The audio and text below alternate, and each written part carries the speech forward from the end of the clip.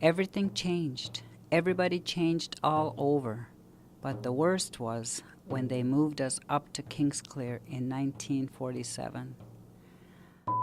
Army trucks. Army trucks were going around the reserve, and they said, "Come on, you're moving. You're moving up Kingsclear." No, if they would have moved, we would have lost all this land, because the Army was going to take over this reserve. See, them days there was Ben's father, John Brooks and John Jacoby. Them was the ones that didn't move. But if all them families moved up Kingsclear, we'd lose everything. We would be up Kingsclear right now. They didn't want to move. They stayed right here. Ben's father moved up for a while. He didn't last for 2 weeks. Then he moved back. I remember when we got telephones. No electricity or nothing. They had electricity in that band hall. White people used to rent that for the kids before they got those few schoolhouses in Oromocto, just before the Army set in.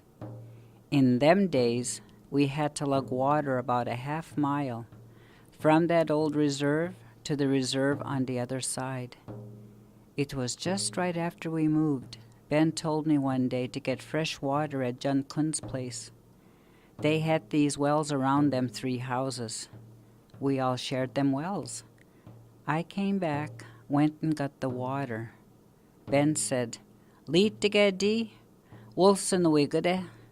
"Make some tea now, and make it good and strong," he said. So I made him tea. After a while, he was in the living room, and he said, "Gizalda gizajwudi? Tea must be ready now." And I said, "Yes." "Well, chigazuganamwin?" "Well, pour me a cup, a great big cup." I was watching the tea while I was pouring it. After I made it, the tea looked just like grease, and I put milk and sugar in it. I told Ben, "Mimpagod yuddi? This tea has grease in it." He said, "Kunadamin gilapit. You are a silly woman. Just get me that tea." So I took the cup to him, and he drank the tea. And nidyagwapemi budawed.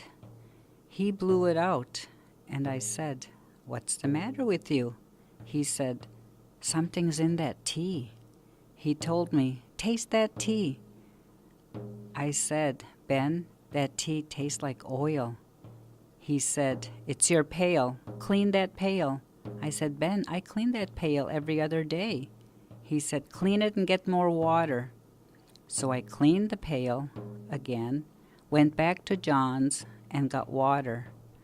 So I told John and Stella, "This water tastes awful." They never did nothing. They just closed them pumps out. I told Ben, if I didn't taste that water that soon, that water would have killed us.